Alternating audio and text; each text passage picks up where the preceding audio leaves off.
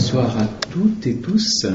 Mon nom est Gérald Sanchis, je suis secrétaire général de l'AGP 21. Je suis ravi de vous accueillir ce soir pour cette conférence. Avant d'entamer cette conférence, nous voudrions rendre hommage à Lucien Deschamps, un président créateur de cette association AGP 21, qui malheureusement a disparu en début d'année.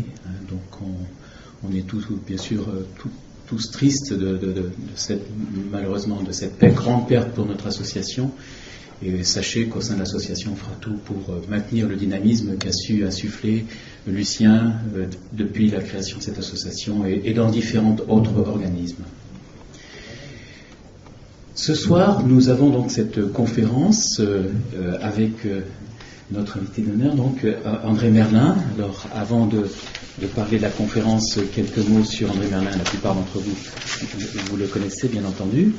Mais bon, malgré tout, donc André Merlin donc est le fondateur et premier président du directoire de RTE, donc la Société de transport d'électricité de France. Il en est aujourd'hui le président honoraire. Il a été le cofondateur d'ETSOE, qui est l'Association européenne des gestionnaires de réseaux de transport d'énergie en Europe, d'électricité. Il a aussi été conseiller spécial du commissaire européen à l'énergie et président de SIGRE. SIGRE est une société savante consacrée au grand réseau électrique. Il en a été président pendant quelques années. Et aussi président de MEDGRI, une initiative visant à développer des réseaux électriques dans le bassin méditerranéen entre les pays d'Europe du Sud et puis d'Afrique du Nord. Alors, aujourd'hui, donc, cette conférence, comme vous le voyez, est consacrée à climat-énergie et l'apport incontournable de l'électronucléaire. Comme vous le savez, la prise de conscience du changement climatique a conduit à abandonner progressivement donc, les énergies carbonées. Et donc, dans ce contexte-là, l'électronucléaire devrait pouvoir trouver un regain d'intérêt. Et on le voit bien au travers de la campagne aujourd'hui présidentielle où le sujet du nucléaire est vraiment sur la table. Nous sommes vraiment honorés aujourd'hui d'avoir donc André Merlin, une personnalité marquante des réseaux électriques français et européens, comme je l'ai présenté avant, qui va nous donner sa perception, sa vision sur justement la place que pourrait occuper le nucléaire en France, d'une façon générale, et peut-être même en Europe. Monsieur Merlin, la parole est à vous.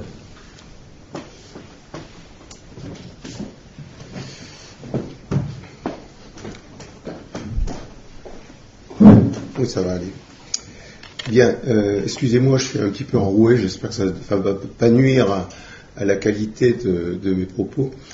Je voudrais tout d'abord m'associer à l'hommage qui vient d'être rendu à Lucien Deschamps, qui a créé cette association AGP 21, mais qui a créé aussi beaucoup d'autres organisations, et je pense en particulier à l'association J-Câble, qui est une association internationale dont le but était de promouvoir les câbles électriques et les liaisons électriques, soit souterraines, soit sous-marines, de par le monde.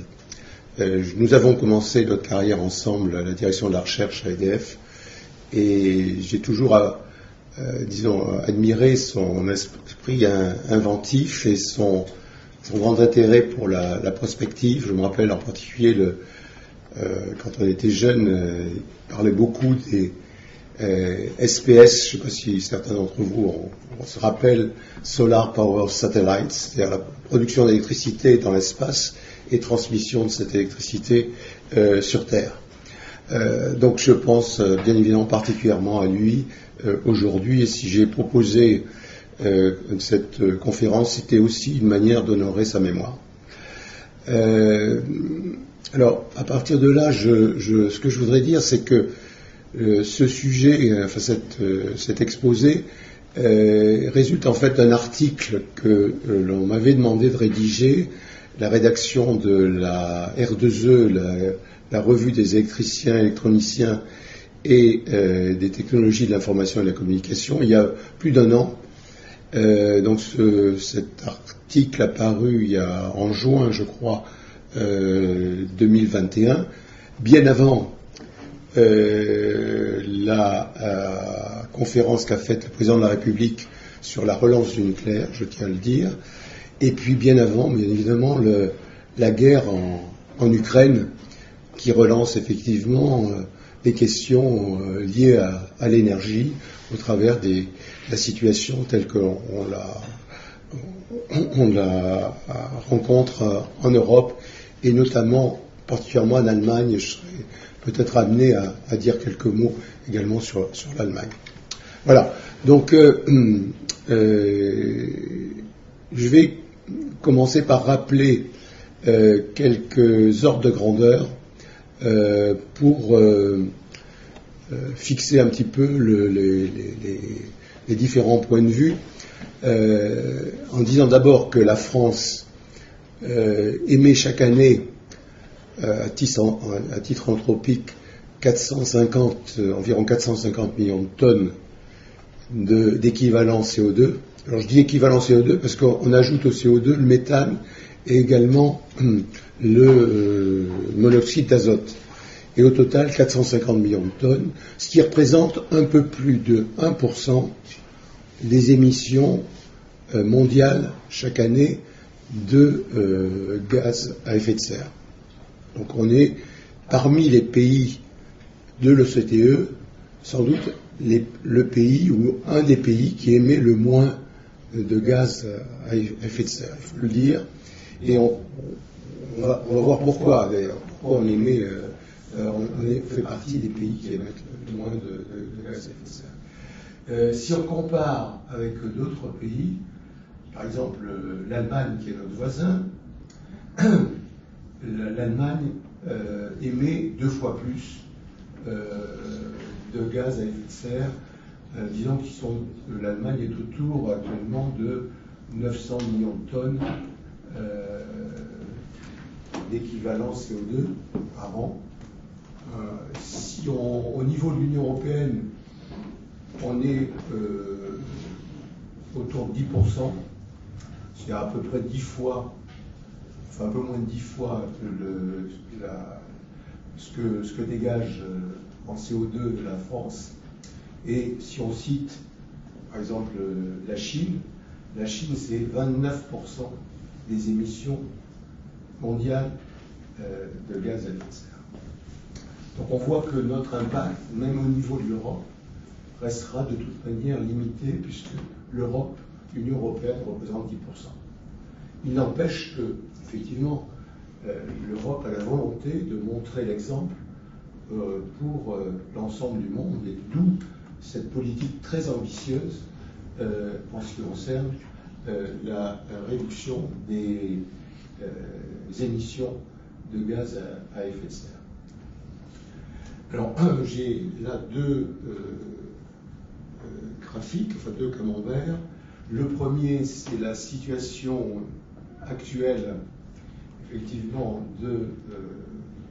en France en matière d'énergie, mais auparavant, ce que je voudrais dire, c'est que quand on regarde les différentes sources d'émissions de gaz à effet de serre en France comme ailleurs, d'ailleurs en Europe, l'essentiel des émissions, enfin, pas l'essentiel, mais 70% des émissions de gaz à effet de serre proviennent du secteur de l'énergie. Alors l'énergie, j'y inclus les transports, c'est-à-dire la mobilité, et j'y inclus également le chauffage et la climatisation des locaux, et même une partie de l'industrie manufacturière.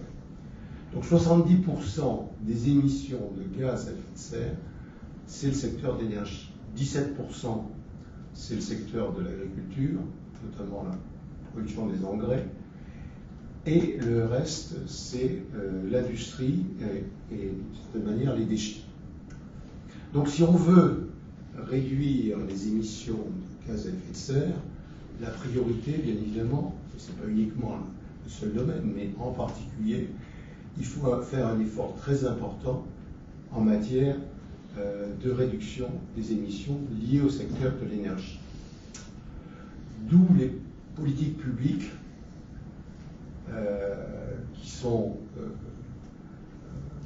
disons, proposées par les différents gouvernements en Europe et notamment en France pour promouvoir en particulier la mobilité électrique, véhicules électriques,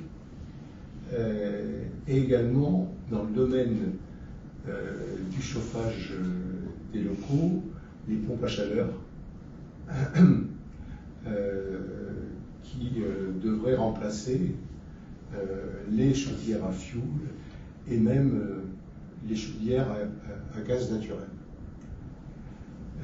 Et là, vous avez donc comme graphique la situation actuelle où la consommation finale d'énergie en France, tout confondu dans le domaine du secteur énergétique, c'est 1600 TWh. Et vous voyez que 25% actuellement de l'énergie, c'est de l'électricité. Ce qui veut dire que la France, du fait des politiques menées depuis de nombreuses années, a déjà une pénétration de l'électricité assez forte dans le secteur énergétique. Si on compare avec d'autres pays, et notamment notre voisin l'Allemagne, l'Allemagne est autour de 20%, alors que nous sommes à 25%. Et vous voyez que actuellement, la partie combustible, l'énergie à partir de combustibles fossiles, c'est plus de la moitié, c'est 60% environ de l'énergie combustible qui représente donc une part très, très conséquente sur les 1600 TWh. Pardon. L'objectif, bien évidemment, qui résulte en particulier des accords de Paris de 2015, c'est de réduire fortement ces émissions de gaz à effet de serre liées à l'énergie. Et la première chose à faire, c'est bien évidemment d'être plus économe en énergie.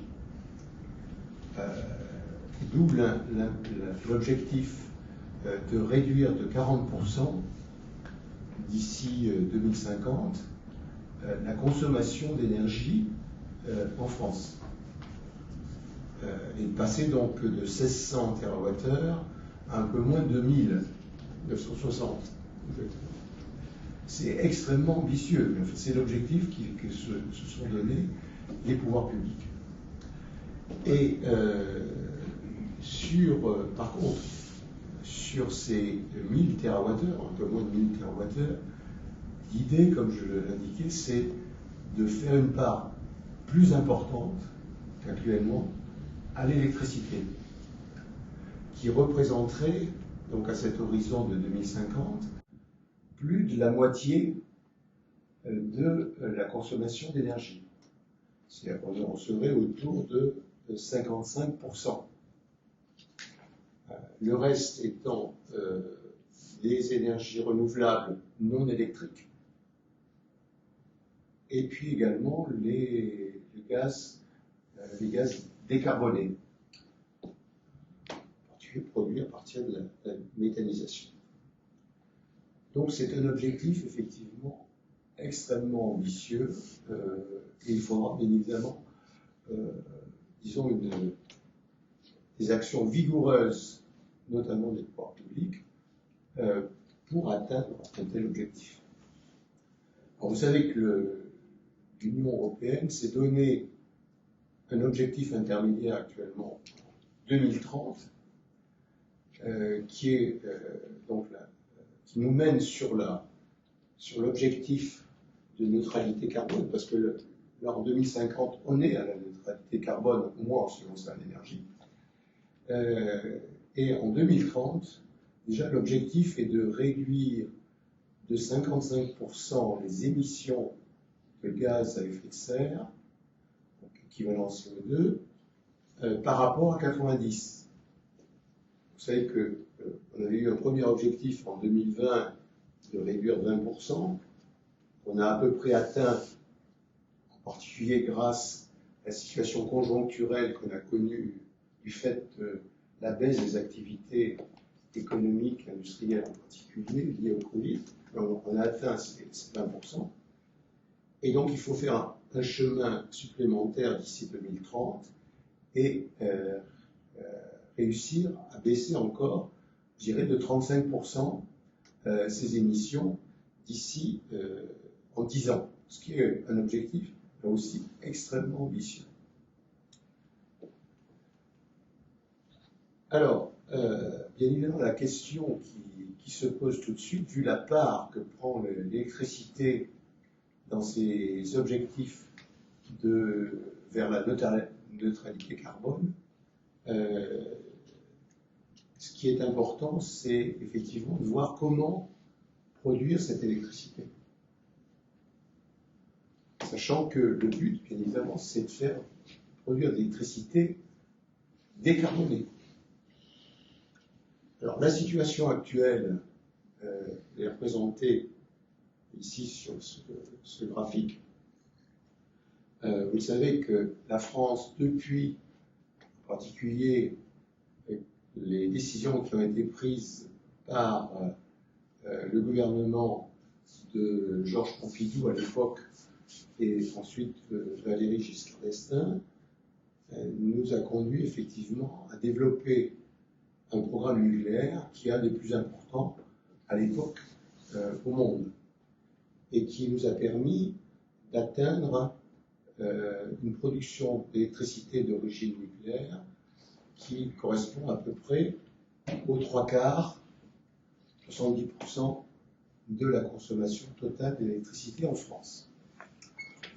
Cette proportion est restée à peu près stable au cours des années, ces dernières années.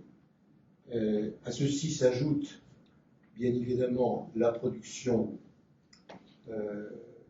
hydroélectrique qui représente un peu plus de l'ordre de 12% de la consommation d'électricité. Et plus récemment, la politique qui a été insufflée au niveau européen et qui a eu des conséquences dans tous les pays de l'Union européenne, en particulier en France, le développement de nouvelles énergies renouvelables, en particulier l'éolien, le solaire et la biomasse. Et aujourd'hui, on peut dire qu'on est à peu près moitié hydraulique, moitié nouvelles énergies renouvelables, donc 12% de la consommation totale d'électricité pour l'hydraulique et 12% pour les énergies nouvelles renouvelables. Donc, si vous ajoutez 70% de nucléaire, 24% d'énergie renouvelable, il reste 6%. Le 6% qui reste, c'est principalement de la production d'électricité à partir de centrales au gaz. On va le voir, qui émettent quand même beaucoup moins de CO2 que les centrales au charbon. Et il reste actuellement connecté au réseau électrique français essentiellement 2 centrales à charbon, l'une à Cordemais et l'autre dans l'est de la France. Pardon ? Voilà. Non, elle est arrêtée, Saint-Avold. Non, elle va redémarrer pour l'hiver prochain.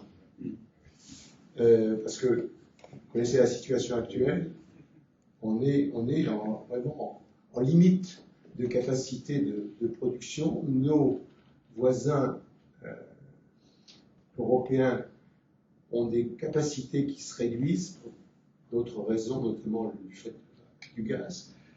Et de ce fait, on craint effectivement des coupures d'électricité. Et c'est la raison pour laquelle Saint-Avold va être prolongé au moins d'1 an. Il va y avoir un décret qui va sortir, je crois, dans les jours qui viennent pour ce faire. Donc voilà la situation actuelle de la France, qui est plutôt une situation assez favorable sur le plan des émissions de gaz à effet de serre, puisque la totalité de son électricité, presque la totalité, 94%, est produite à partir d'énergie non carbonée. Et si on compare cette situation avec celle de l'Allemagne, on voit tout de suite la différence. Alors l'Allemagne consomme un peu plus d'électricité que nous, nous avons une consommation d'électricité qui est un peu inférieure à 500 TWh, c'est-à-dire 500 milliards de kilowattheures par an, 470 à peu près. L'Allemagne a une consommation de 600 TWh, 600 milliards de kilowattheures. Alors, il y a eu un effort considérable de fait par l'Allemagne sur les énergies renouvelables nouvelles, c'est-à-dire essentiellement éolien, solaire, biomasse, et qui se traduit, vous voyez, sur ce camembert par une part de ces énergies renouvelables qui représente à peu près 40%, ce qui est énorme. 40%, et ça s'est développé en l'espace de, je dirais, une quinzaine d'années. Et ça a supposé de la part de l'Allemagne un effort financier considérable. Certains me disent que c'est de l'ordre de 500 milliards d'euros. Donc 40% d'énergie renouvelable. Alors ça intègre également l'hydraulique, mais en Allemagne, l'hydraulique a une part beaucoup plus faible qu'en France. Mais dans ces 40%, il y a l'hydraulique. Alors ensuite, il y a le charbon, qui reste encore très, très important pour produire l'électricité en Allemagne. Le charbon, ce qu'ils appellent le hard coal, et puis le lignite.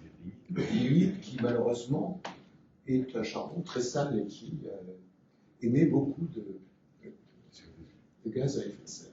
Et en dehors même des gaz à effet de serre, des particules fines qui effectivement ont des conséquences en matière environnementale. Donc cette partie-là représente de l'ordre de 28% du mix électrique allemand. Ce qui est intéressant, c'est de voir qu'il y a encore du nucléaire qui représente à peu près 12%, et la nouvelle coalition, après beaucoup de discussions, a finalement décidé de respecter les objectifs fixés par Angela Merkel, c'est-à-dire d'arrêter la totalité du parc nucléaire en Allemagne d'ici la fin de cette année.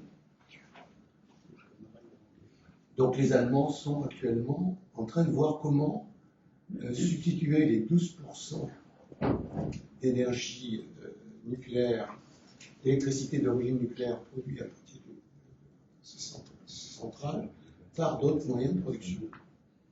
Ce qui est une situation très compliquée, surtout compte tenu de la situation du fait de la guerre en Ukraine et de la difficulté avec le gaz venant en particulier de Russie. Si vous avez des questions, on pourra revenir sur ce point. Et alors, ce qui est très intéressant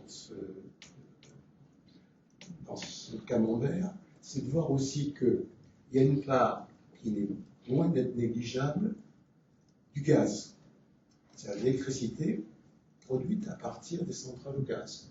Ça représente à peu près 15% du mix électrique. Et par ailleurs, ce qu'il faut souligner, c'est que cette part du gaz dans le mix électrique a cru assez rapidement au cours des 5 dernières années et est passé pratiquement de 10 à 15%, c'est-à-dire l'augmentation de 30 TWh, 30 milliards de kilowattheures. La raison qu'on a tendance un petit peu à occulter, mais qu'il faut avoir en permanence en tête, c'est que les énergies renouvelables type éolien, solaire, ont bien évidemment l'avantage essentiel, c'est de produire très peu de gaz à effet de serre, mais ont comme inconvénient d'avoir un caractère intermittent.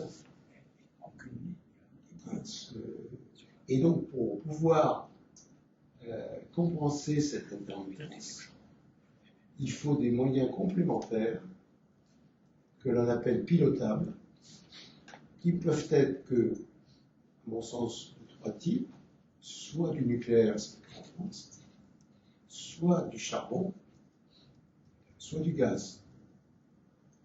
Et ça explique, si vous voulez, essentiellement le fait que, malgré des objectifs très ambitieux en matière de réduction d'émissions de gaz à effet de serre, l'Allemagne a accru la part d'une centrale au gaz dans son mix électrique. Voilà. Donc ça, c'est la situation actuelle. Il faut y ajouter, je crois, il y a quelques centrales au fioul en Allemagne, ça représente assez peu de choses, mais le mix électrique est bien celui-là pour... Et alors, j'ai bien voulu faire cette comparaison pour voir la différence entre la France et l'Allemagne, et ça explique une bonne partie de l'écart qu'il y a entre les émissions totales de gaz à effet de serre de l'Allemagne par rapport à la France. Je vous ai dit que pour la France, c'est 450 millions de tonnes par an. Pour l'Allemagne, c'est 900 millions de tonnes. L'écart uniquement dans le secteur énergie est de l'ordre de 425 millions de tonnes. La moitié, et même un peu plus de la moitié, est liée à ce mix électrique. Voilà. Donc, l'objectif maintenant pour la France, bien évidemment, c'est d'atteindre la neutralité carbone, comme je l'ai dit, et de voir comment, effectivement, dans le domaine de l'énergie, effectivement, atteindre cette neutralité carbone. D'où la prise de position récente du président de la République, qui est d'une part de ne pas arrêter de réacteurs nucléaires en 2035 si l'autorité de sûreté nucléaire n'oblige pas EDF à le faire, c'est-à-dire que si il y a un potentiel, on peut l'espérer, de prolonger la durée de vie de ces réacteurs nucléaires jusqu'à 60 ans, ce qui permettrait donc de garder un potentiel nucléaire important, et par ailleurs d'engager la construction de nouveaux réacteurs, essentiellement de type EPR. Alors je dis de type EPR, ce n'est pas nécessairement l'EPR de Flamanville tel qu'il a été réalisé, et comme vous le savez, a, disons, été une opération, enfin un projet particulièrement laborieux. Si vous avez des questions là-dessus, je pourrais éventuellement y répondre, même si je ne suis pas un spécialiste des techniques du nucléaire. Enfin, j'ai quand même des raisons qui expliquent un petit peu une telle situation. Donc, à la fois maintenir le parc actuel aussi longtemps qu'on le peut, donc vraisemblablement jusqu'à 60 ans, et par ailleurs construire de nouveaux réacteurs de type EPR. On évoque également la possibilité de réacteurs de type SMR, Small Modular Reactor, qui est une technologie qui est développée notamment par les Américains, aujourd'hui également les Chinois et également les Russes. Disons que, personnellement, je vois assez peu d'intérêt pour la France, sauf à faire un premier réacteur pour démontrer que la France est capable de réaliser un tel réacteur. Les small modular réacteurs sont des réacteurs de même type technologique que les réacteurs actuels, mais de plus petite taille. Et leur avantage, c'est de pouvoir être produit en grande partie directement dans les ateliers qui réalisent les différentes pièces des réacteurs pour être assemblés effectivement en grande partie sur place. Donc,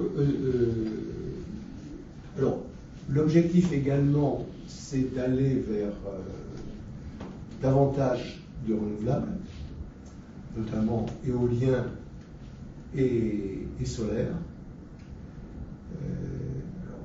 ce qu'a annoncé, je pense que vous l'avez noté, le président de la République, c'est de construire 50 parcs éoliens en mer,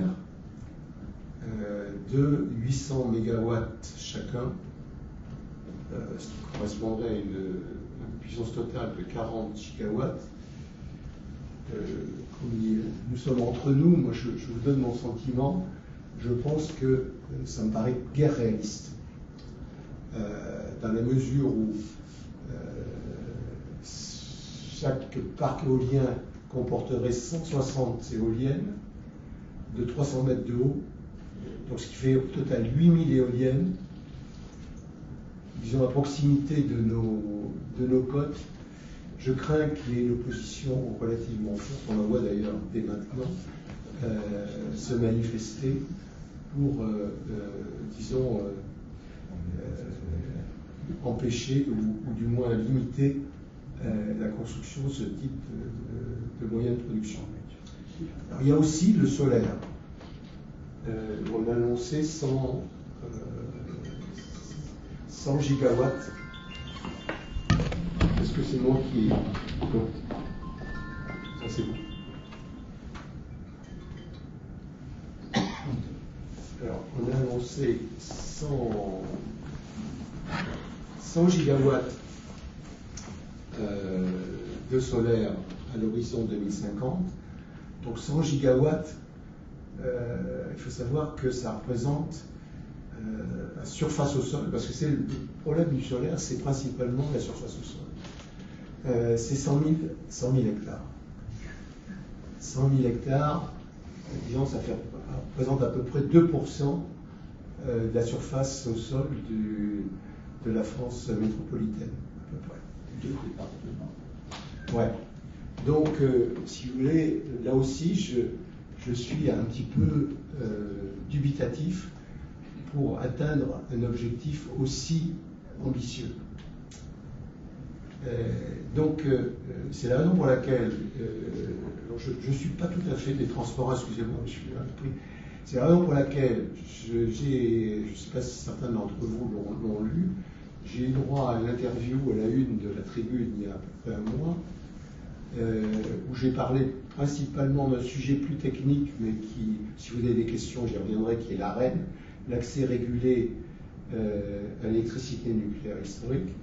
Mais la journaliste qui est revenue sur les propositions, c'était avant que le président de la République fasse ses déclarations, puisque ça date du 17 février, et j'avais dit que le mix électrique qui me paraîtrait le plus approprié pour la France, y compris à cet horizon 2050, et y compris en tenant compte bien évidemment de ces objectifs extrêmement ambitieux de neutralité carbone en 2050, c'était de garder la proportion actuelle en matière de mix électrique, c'est-à-dire 3/4 nucléaire et 1/4 renouvelable.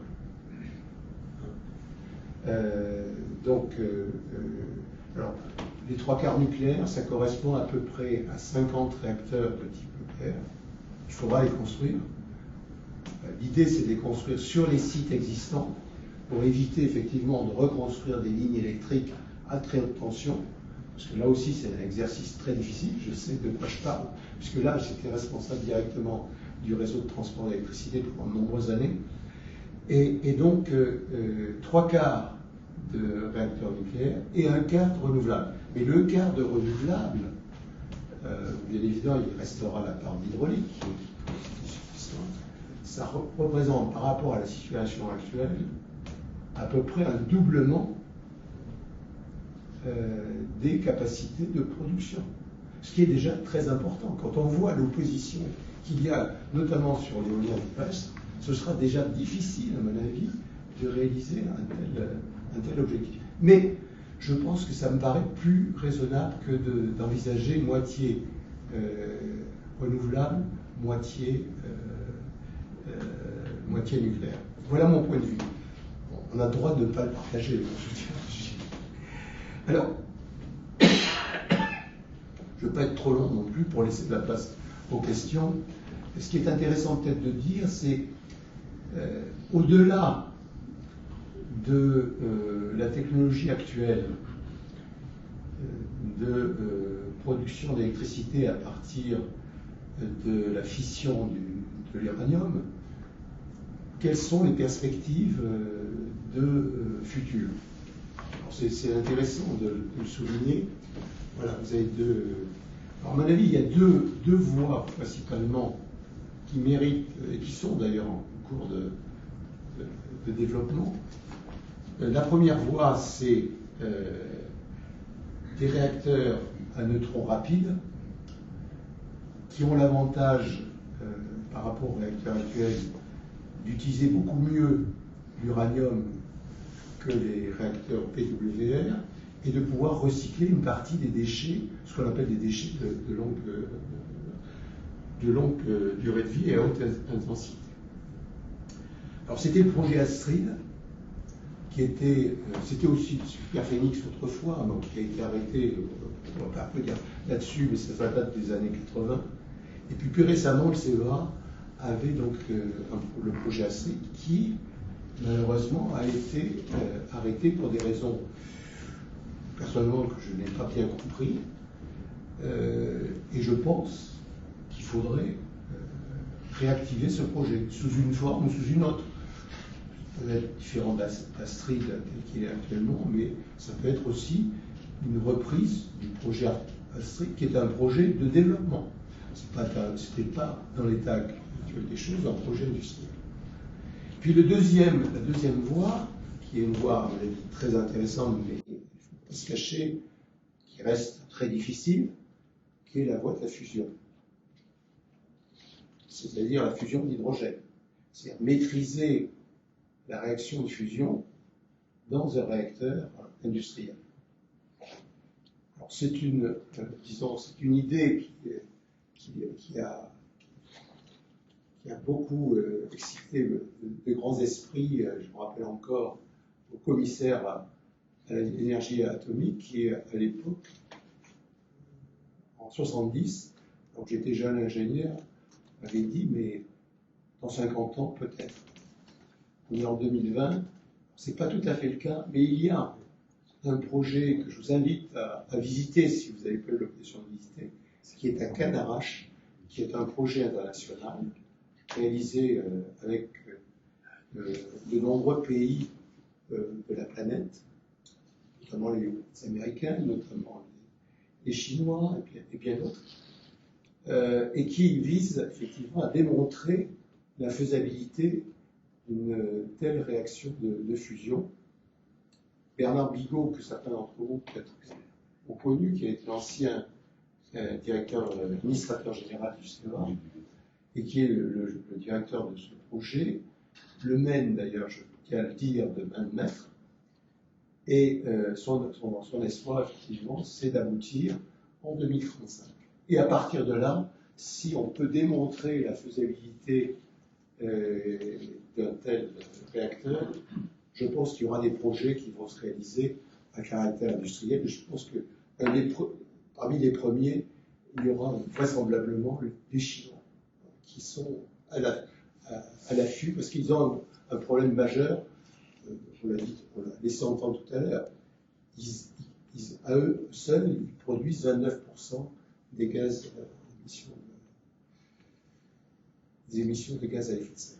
Voilà, donc ça c'est donc pour le futur. Alors je conclurai très rapidement en disant, vous l'avez compris, que les énergies renouvelables, elles seules, ne peuvent pas régler le problème, et en particulier l'idée qui consiste à dire, avec des moyens, même si on sait les réaliser, supposons qu'on sache les réaliser, certains disent, mais avec du stockage, en complément des moyens de production d'énergie renouvelable à un caractère intermittent, on est capable de satisfaire la demande électrique.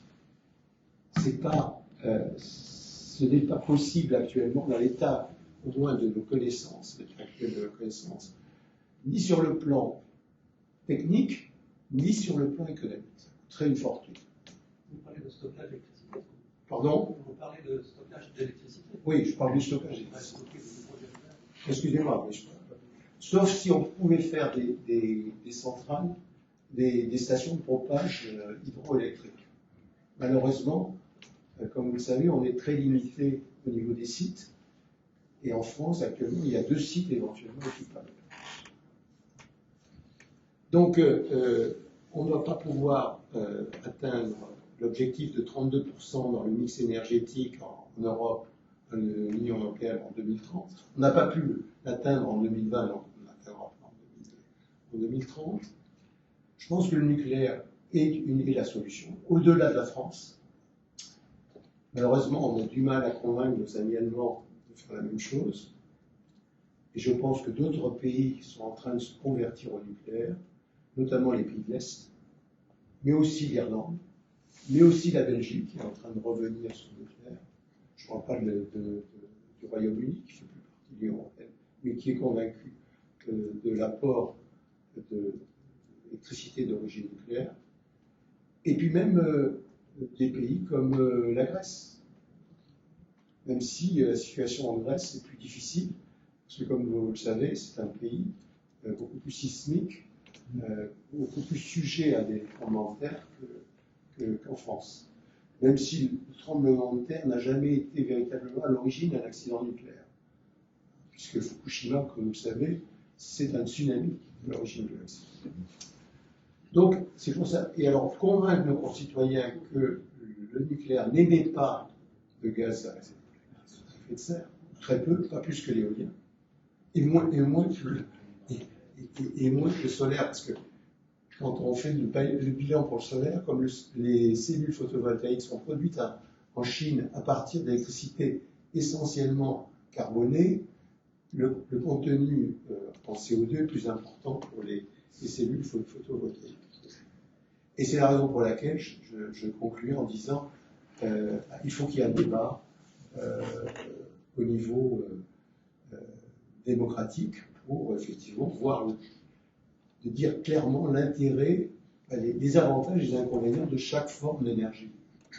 C'est ça qui me paraît important. Et malheureusement, ce débat, compte tenu de la situation notamment liée à la guerre en Ukraine, n'a pas eu lieu. On peut le regretter parce qu'il faudra qu'il ait lieu. Voilà, je vous remercie de votre attention.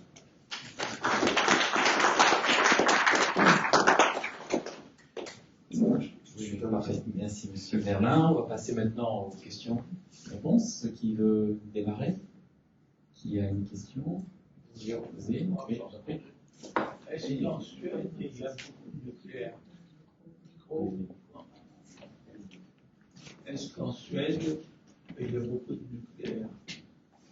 Il y a beaucoup d'hydraulique. En Suède, il y a, je ne dirais pas beaucoup, parce que les pays nordiques ont un avantage énorme, c'est qu'ils disposent de sites hydrauliques très importants. C'est le cas en particulier de la Norvège, qui pratiquement produit toute son électricité à partir de l'hydraulique. Et c'est le cas en grande partie de la Suède. Ceci dit, la Suède n'est pas opposée au nucléaire. Elle ne fait pas partie des pays qui s'opposent au nucléaire. Je n'ai pas parlé tout à l'heure de la taxonomie, qui est un sujet un peu technique sur le plan financier, mais la Suède ne faisait pas partie des opposants à l'introduction du nucléaire dans la taxonomie verte. Donc voilà ce que je peux dire. Alors après, en ce moment, les positions sont en train de changer. Parce que, bien évidemment, le problème actuel, vous le savez, c'est la dépendance par rapport au gaz, et singulièrement par rapport au gaz russe. Et nos amis allemands sont dans une situation extrêmement difficile. Je ne sais pas comment ils pourront atteindre d'ailleurs leurs objectifs tels qu'ils ont été définis au niveau de la nouvelle coalition tricolore. Bon, voilà la réponse que je peux vous faire. Merci. En dehors des raisons, est-ce qu'il y a une autre raison que politique pour laquelle on a arrêté Superphénix, qui mettait la France dans une position très à l'avance sur la culture? Je veux pas. À l'époque, d'abord, je n'étais pas dans ce domaine-là. J'ai tendance à penser que c'est une concession qu'on a faite aux opposants du nucléaire. Oui. Je crois que c'était une manière. Vianney avec C'était une demande électorale pour obtenir l'appui des écologistes. On le voyait bien, à chaque élection, il y avait une concession qui était faite. Et alors, ça avait peu de conséquences, je peux le dire. Et d'ailleurs, à ma connaissance, on n'a toujours pas fini, parce qu'il y en a pour un certain temps, à déconstruire Superphénix. Non, Et enfin, je ne pense pas qu'on puisse le remettre en service. Donc, je pense qu'on ne peut pas. Je pense pas. Par contre, Mais ce qui est dommage, c'est que si le problème se posait à l'heure actuelle, ça resterait une des technologies qui serait valable et qui pourrait fonctionner.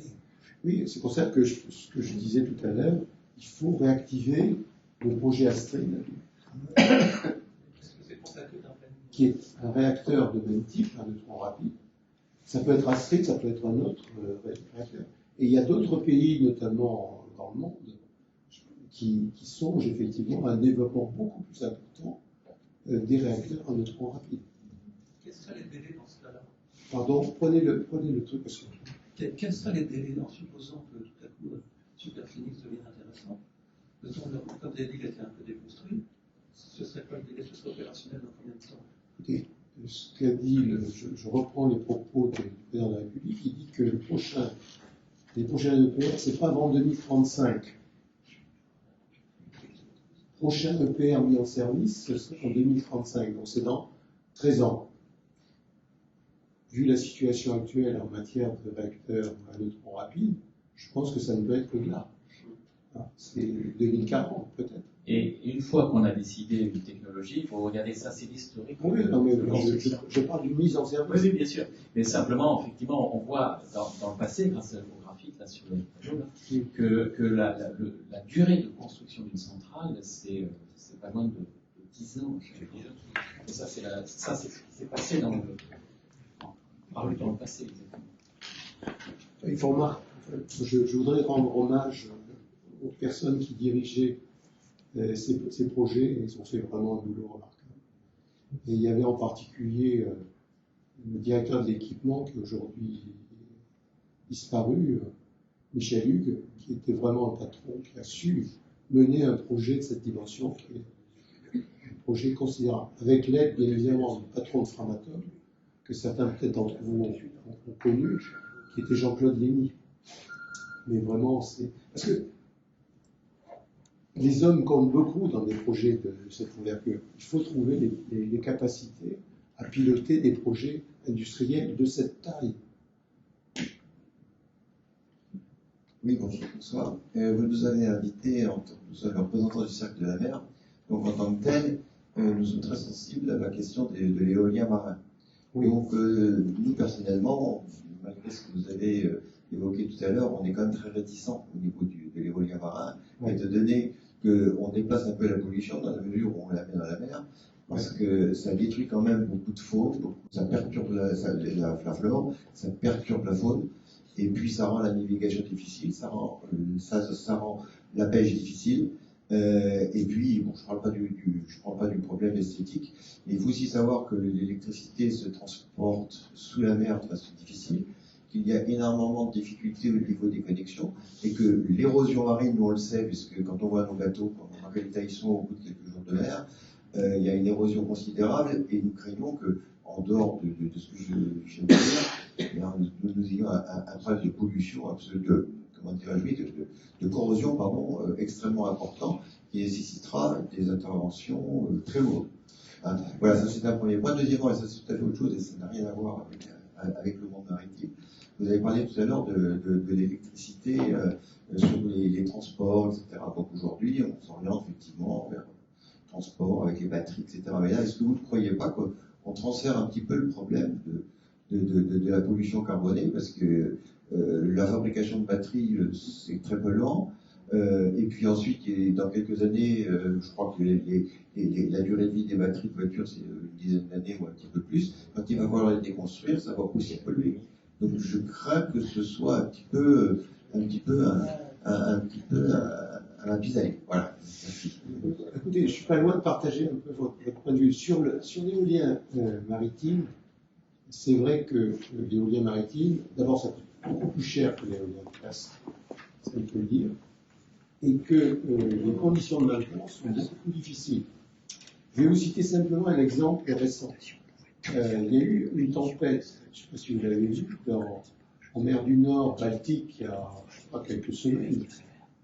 Et ce qui n'a pas été dit, c'est que toutes les éoliennes marines installées, il y en a beaucoup actuellement, hein, énormément, qui ont été installées sur la Baltique et en mer du Nord, ont été à l'arrêt. Du fait donc on a perdu, je ne sais pas combien de gigawatts, de milliers de mégawatts, instantanément du fait, et elles ont été toutes à l'arrêt. Bon, après, on a fait des opérations de maintenance qui ont permis effectivement des arrêts. Donc et puis, il y a eu aussi un épisode en Suède, on parlait de la Suède, ils ont aussi pas mal d'éoliens, et ils ont eu un épisode de froid, comme ça a été le cas, je crois, au Texas l'année dernière, je crois que c'était l'année dernière, et les éoliennes étaient prises dans la glace. Ça, c'était les éoliennes terrestres.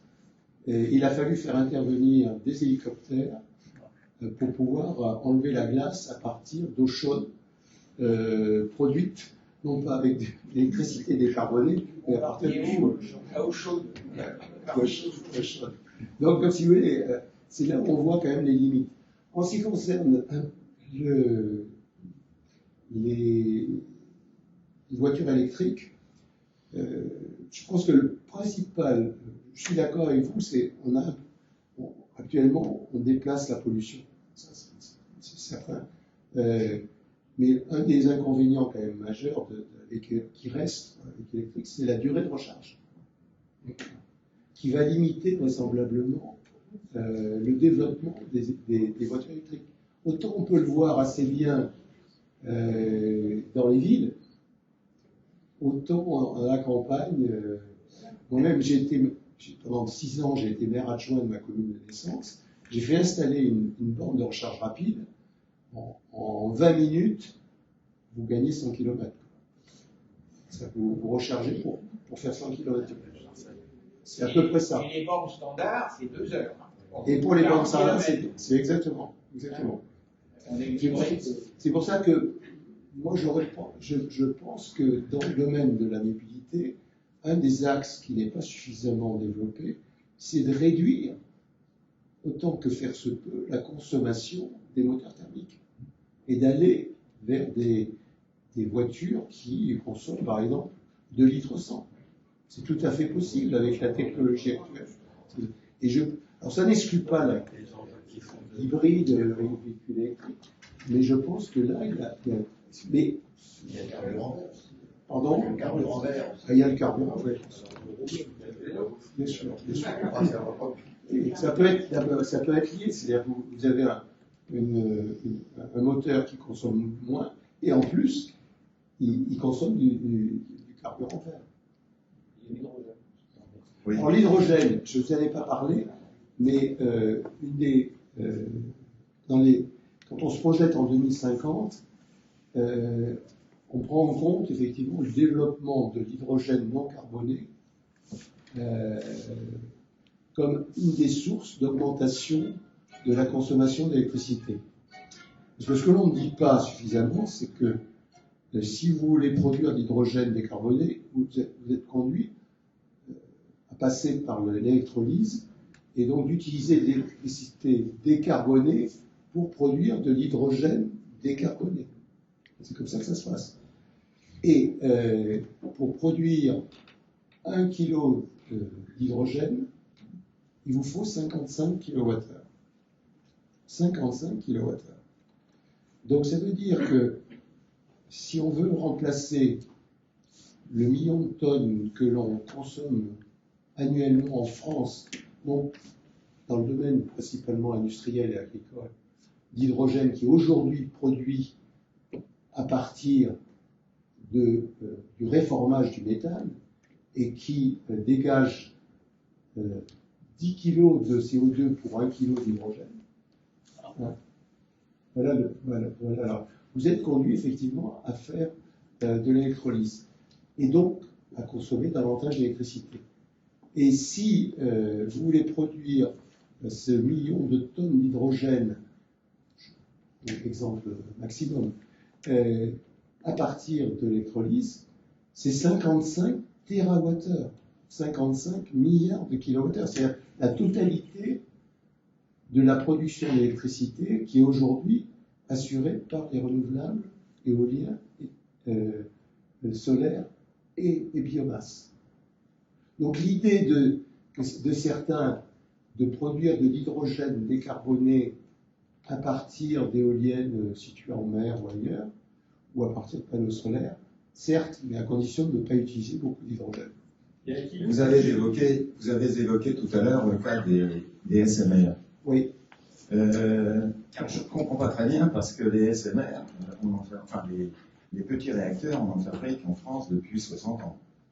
Ils équipent les sous-marins. Le premier, ça a été sur le redoutable, et puis il y en a actuellement une dizaine en fonctionnement sur les SNA, les SNE et le porte-avions. Alors, qu'il faille les adapter, ça je le comprends tout à fait, mais on a l'air de découvrir les petits réacteurs nucléaires. Je suis d'accord avec vous. Et quand vous posez la question à EDF, moi je ne suis plus EDF, ils disent pas avant 2035 pour un SMR opérationnel. Voilà la réponse qu'il faut. Pour le premier SMR sur le réseau, c'est 2035. Je suis quand même surpris, comme vous. Oui. Vous terminez votre présentation par un appel à un débat démocratique sur le sujet. Impossible d'organiser un débat non pollué, non biaisé, quel que soit le sujet d'ailleurs. Or, il se trouve qu'il y a quelques mois, il y a une bande dessinée qui a été publiée par Jean-Marc Jancovici, sans fin. Est-ce que vous recommanderiez cette bande dessinée comme base, je dirais, pour des discussions? Je connais très bien Jean-Marc Jancovici, avec qui j'ai eu beaucoup d'échanges. Je trouve que sa position sur le nucléaire me paraît tout à fait objective et tout à fait raisonnable. Et ce qu'il a fait, c'est un travail remarquable, à telle enseigne que j'envisageais d'acheter cette bande dessinée pour ma petite fille, qui est en 6e, pour lui montrer effectivement ce que c'est que le nucléaire. Et il a d'ailleurs battu un record d'édition. Au départ, il était prévu pour 30 000 et les éditeurs m'ont dit qu'il y en a plus de 300 000 maintenant. Par contre, ce que je ne comprends pas dans sa position, c'est un adepte de la décroissance. Mais ça, c'est un autre sujet. Je reviens un peu sur l'hydrogène. Il y a aussi d'autres façons de le fabriquer par des techniques de photosynthèse, etc., avec les algues. Alors, les gens qui sont auprès des côtes marines peuvent très très bien fabriquer beaucoup comme un version. Bon, mais je voudrais savoir, est-ce que l'objectif n'est pas d'augmenter le parc nucléaire français pour vendre l'électricité à l'Allemagne, ce qui permettrait d'avoir des ressources d'une part et de réduire la production, enfin de réduire la consommation de charbon. Est-ce que c'est à ça aussi qui est derrière? Peut-être. On demande aux Français, bien sûr, pendant ce temps-là, de réduire leur consommation. Peut-être. C'est un petit peu la crainte qu'avaient les Allemands lorsqu'on a ouvert le marché de l'électricité au niveau européen. Et vous allez inonder le marché de l'électricité allemand avec l'électricité nucléaire. C'est pas tout à fait ce qui s'est passé parce que il faut quand même des capacités d'interconnexion du réseau électrique.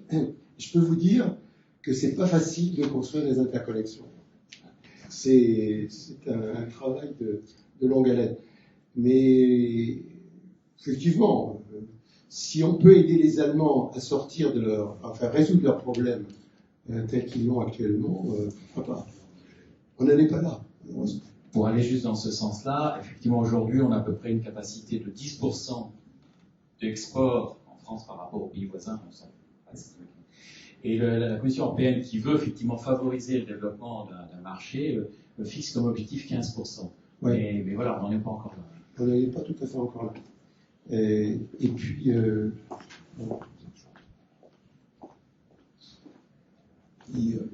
voudrais savoir un peu ce que vous pensez aussi de l'électricité décentralisée en quelque sorte, puisqu'on voit aussi les panneaux solaires se mettre sur les toits, sur l'agrivoltaïsme, sur les vignes, etc. Enfin, donc, d'abord, qu'est-ce que ça peut représenter à terme? Je ne sais pas s'il y a des scénarios par rapport à l'idée de faire 2 départements français en solaire si on utilise un peu toutes ces possibilités, et puis après, tous les problèmes d'interconnexion que ça peut poser. Moi, je pense qu'il y a la place pour faire des panneaux solaires sur les toits. Je pense que ça reste quand même un moyen de production, quoi qu'on en dise, qui est cher. Parce que ce que l'on oublie souvent quand vous construisez, vous mettez des panneaux solaires sur votre toit, c'est que lorsqu'il n'y a pas de soleil, vous utilisez le réseau électrique. Et donc, vous avez 2 sources de production. La source conventionnelle qui vient du réseau, et puis votre source que vous avez construite sur votre lieu d'habitation. Mais pourquoi pas? C'est un choix personnel. Si tel particulier souhaite avoir des panneaux solaires, pourquoi pas lui offrir la possibilité non seulement d'utiliser cette électricité, ce qui est le cas, mais aussi de stocker cette électricité, ce qui est tout à fait envisageable à l'échelle d'un particulier. Moi, quand je parlais de stockage, c'est au niveau de l'ensemble du système électrique. Donc, ce n'est pas tout à fait le même problème. Mais il faut bien avoir en tête qu'en fait, quand on compare les coûts, c'est souvent, ça ne fait pas plaisir aux écologistes, mais quand on compare le coût du renouvelable avec le coût du conventionnel, soit du gaz, soit du charbon, soit du nucléaire, en fait, on compare des navets, des carottes. Parce que la valeur de cette électricité n'est pas la même, du fait de ce que j'ai dit tout à l'heure. C'est-à-dire que quand vous avez une énergie intermittente, vous avez besoin d'avoir à côté un moyen de production qui permette, en cas de non-production de l'énergie renouvelable, d'utiliser cette production en secours. Vous voyez? Donc c'est ça le calcul. Au niveau global, au niveau de l'État, national, il est clair que ce n'est pas une solution sur le plan économique qui est très intéressante. J'ai 80 panneaux solaires sur le toit à la maison. Ouais. Et tous les ans, EDF m'envoie un chèque de 3 500 € à peu près. Donc, pendant la Covid, tout le monde s'est précipité à la caisse d'épargne. 150 milliards d'euros ont été mis à la caisse d'épargne, qui ne rapporte rien, comme vous le savez. Et donc, chaque fois que je fais des conférences, parce que les gens disent « Et qu'est-ce qu'il faut ? Et qu'est-ce que le gouvernement fait ? Et qu'est-ce que machin ?» C'est comme s'il y avait à l'Élysée un bouton on et off et qu'il y a un couillon qui n'a pas compris qu'il fallait mettre sur off. Donc personne n'a une idée réelle des chiffres que vous venez de donner, si vous voulez. Quand on parle d'économie, quand on parle, il y a 2 unités, il y a l'euro et le dollar. Si vous dites 100 000, 1 million, 1 milliard, on a quelques idées. Allez dire giga, téra, méga, personne n'a une idée de la quantité d'énergie que l'on consomme. Et donc, il y a toujours cette remarque, et qu'est-ce qu'ils font? Voilà. Et donc, il ne faut pas laisser le public s'installer sans cette notion que les autres devraient faire la solution. Et je dis, vous, qu'est-ce que vous faites? Oui, vous, qu'est-ce que vous faites? Et donc, je donne cette suggestion de dire, au lieu de mettre l'argent à la caisse d'épargne, achetez des panneaux solaires, vous allez faire le plein de votre kit de voiture électrique avec le soleil, puis vous allez prendre la météo, il y a du fun au bout d'un moment. Mardi, il y a du soleil. Allez, on va faire la lessive mardi. Vous voyez ce que je veux dire? Devenez des acteurs de la solution. Et ça, c'est un truc qui est devenir acteur de la solution. Il y a du fun, vous voyez, à participer, non pas attendre sans arrêt qu'on vous amène bio. Hein? Mais la surface de toit est énorme. À Paris, c'est un peu plus compliqué. C'est un peu plus compliqué, il y a surtout des tours. Mais si vous survolez la France, le nombre de toits qu'il y a, qui sont des ressources énormes, vous n'avez pas évoqué, mais ça n'a rien à voir avec l'électricité, mais le solaire thermique. Oui, c'est une perte colossale. Colossale, je suis d'accord avec vous. On sort mais c'est beaucoup plus développé dans bien d'autres pays dans le monde. Et c'est pas la chaleur qui fait, hein, c'est le rayonnement électromagnétique du soleil qui est capté par le noir. Des pays comme Chypre, par exemple, il y a très longtemps, il y a 40 ans, avaient tous leurs petits chauffe-eau. Ils étaient ultra pauvres, et toutes les maisons avaient un chauffe-eau solaire. Je dirais que c'est la meilleure utilisation de l'énergie solaire. Oui. Le chauffe-eau solaire. Oui. C'est clair. Et ça n'a rien à voir avec la température qu'il fait, c'est même en Suède, même en Norvège, c'est le noir qui capte le rayonnement. J'en profite d'avoir le micro.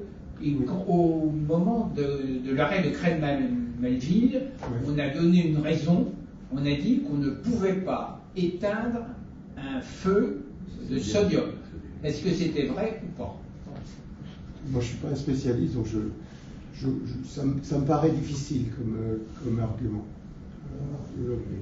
C'est vrai que le sodium pose quand même des problèmes tout à fait particuliers, d'où le fait que dans certains réacteurs à neutrons rapides, on regarde s'il n'y a pas d'autre solution que d'utiliser le sodium comme moyen de transfert d'énergie, comme pour faire circuler l'énergie thermique.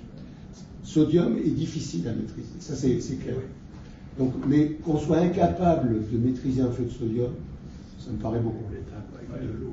C'est une raison politique. Je ne suis pas un spécialiste, je tiens à vous le dire. Donc, le problème actuel,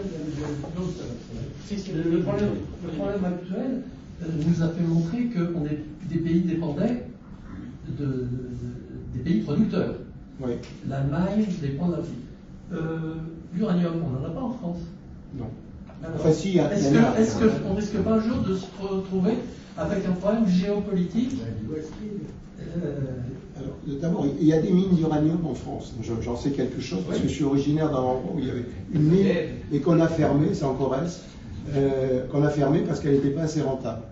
Donc il y a quand même des moyens.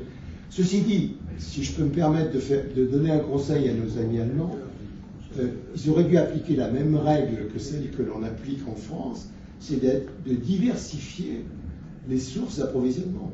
Pourquoi la France aujourd'hui, du point de vue du gaz, est en bien meilleure position que l'Allemagne? C'est parce qu'elle a su, c'est une politique constante d'ailleurs des pouvoirs publics depuis de nombreuses années, de diversifier suffisamment les moyens. Et c'est une manière, d'une certaine manière, de garantir une certaine sécurité d'approvisionnement. Elle n'est pas totale, ça je reconnais, mais ça permet.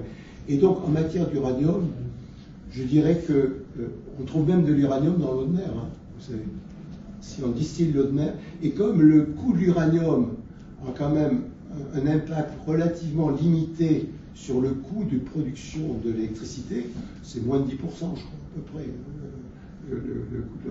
On peut dire qu'à ce moment-là, on n'a pas les mêmes problèmes que ceux qu'on rencontre aujourd'hui avec le gaz. Mais je pense que la règle, c'est de diversifier les sources d'approvisionnement. Et c'est ce que n'a pas fait ou n'a pas su faire l'Allemagne, et elle en paye les conséquences. Vous avez parlé de l'ITER. Oui. Il y a un problème quand même très important d'extraction d'énergie. Oui. Qui n'a pas réglé. Mais vous n'avez pas pu parler de fusion inertielle telle qu'elle est développée du côté de Bordeaux. Est-ce que vous avez des tuyaux là-dessus? Alors, je vous mentirais si je vous répondais à cette question parce que je ne connais pas. Je l'ai entendu parler récemment. Il y a un colloque organisé par la Fédération des sociétés scientifiques, F2S, où justement la personne qui est intervenue, je ne sais pas si c'était vous, je crois pas,